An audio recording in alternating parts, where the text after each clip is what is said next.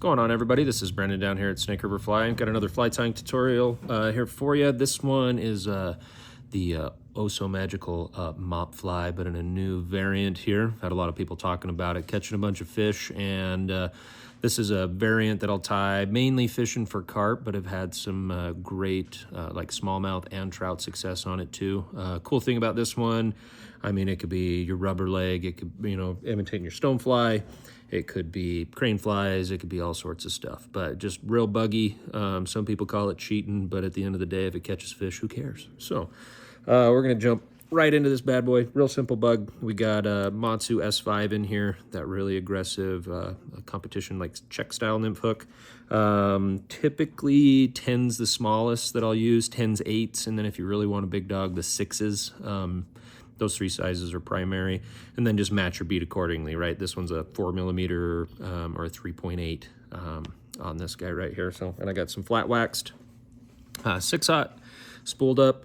I've already set a little bit of a thread base. We're not going to bring the thread all the way down the shank of this, right? We're going to use, you know, out to the halfway point up to behind the bead is kind of our working area. So traditionally, right, mop flies, you buy them in a little pack, they're already pre-cut.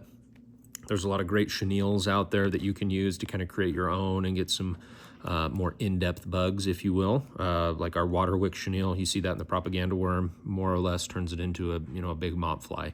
But we have this chenille called Big Cat Scat. This one right here is the Black Panther. It's got some awesome natural tones, modeling, a lot of colors. When you spin it up, you get this really cool, really lifelike kind of color scheme.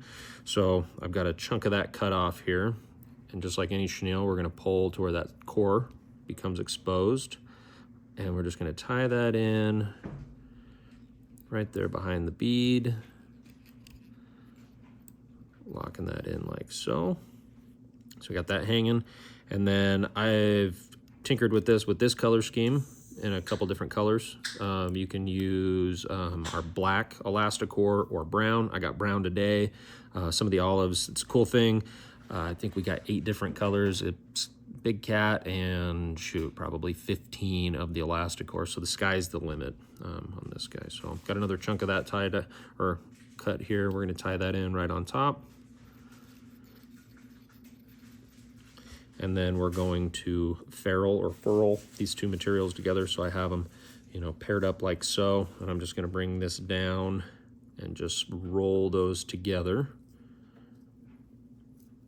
Taking your brush every once in a while, picking those out so the long Elasticore fibers don't get trapped.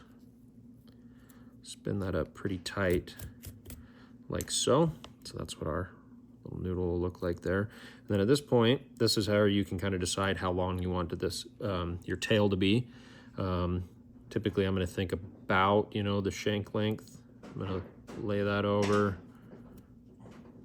pinching like so. So I got it looped right on top, and then when I let go of that, this stuff wants to come together into that little extended body, kind of mop-looking tail. But unlike the mops, right now we have these flash fibers coming out. They're going to move, add a little more depth to the bug. So at this point, I come in from behind here, pinch that, and then tie that off right behind the bead.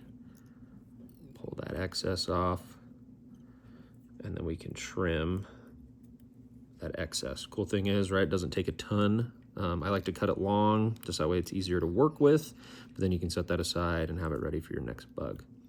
So at this point, I'm gonna wrap back over this stuff. Most of the time, right, you're gonna be calling it good. Put a little dubbing behind there for your traditional mop. This one, we're gonna add a few extra bells and whistles. So I got some laser legs. This is one that's been cut in half out of the full length. We're gonna put a set of legs on each side. So I've got one here that I'm gonna fold over my thread, 50-50. Bring that up. As I rotate my bobbin and it's pointed towards me, I can slide those legs over to the other side. A few capturing wraps, getting those guys to split. We'll grab one more here, repeating that step, but keeping it on your side of the vise now, or my side of the vise. Same kind of deal right there. Push these guys all forward, give them a little trim, You can leave them long too. Sometimes I'll do that just so you have the ability to kind of adjust your bug while you're out there. Sometimes they like those really long legs. And then we have a new color, or a couple new colors, but one that we'll be highlighting here of our Filthy Foul. This is in the Halloween leech, just kind of following suit with all of our chaos and zero gravity there. But this one's kind of be awesome for salmon flies, different stuff like that, your stones, but it's also been a really good one for our local carp around here. So we're gonna take a chunk of that and we're gonna noodle dub up the shank here, or not the shank, the thread. We're gonna wrap it around the shank.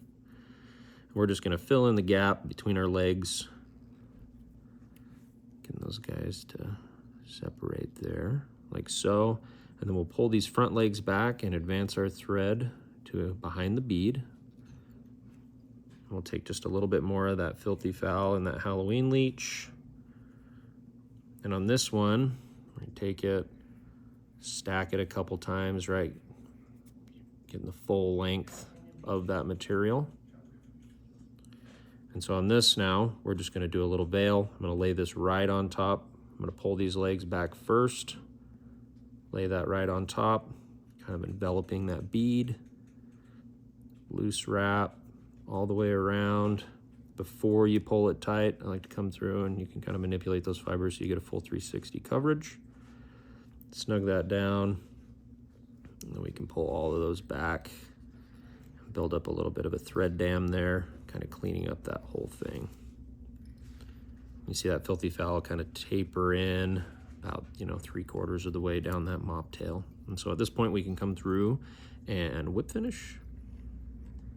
I will insert a little clip, probably, here or maybe at the beginning, and show it wet in the water, the movement that it has. A bug that you can add tungsten, you could do it with barbells, you could do it in a bunch of different ways, but just has all the right fixins, right? Larry and I were sitting around talking the other day and talking about how flies, some of them look amazing, but they don't have the chewy factor, right? Trout, all these fish, these lateral lines, looking at these bugs, and sometimes that really soft texture and whatnot, will trigger things, and just, a lot more movement, a lot more lively in the water. But that right there is the advanced mop, right? There's a lot of other variations out there, but this is one of my favorites. Fish it under an indicator, strip it. I mean, do as you please, fish will chomp it. But as always, we appreciate you guys watching these videos. If you haven't liked the video, subscribed, hit the little bell, done all the cool stuff, we would greatly appreciate it, just because it helps us out a ton. It allows us to keep making these videos and stuff. So, but give this one a whirl and see if your local fish population wants to eat these too. And as always, happy tying, and thanks for watching.